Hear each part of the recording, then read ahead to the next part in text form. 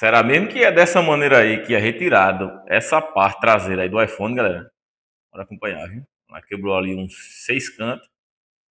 Agora vem esquentando e retirando, galera. Pedaço por pedaço. Igual você descasca um ovo. Olha lá, tirou ali a primeira câmera. Olha lá, tá levantando ali, ó. Rapaz, isso aí é 2 câmeras. É só enfeito? A câmera de baixo é só enfeito? Será, galera, que esses telefones tem 3 câmeras e só funciona um? Olha pra lá.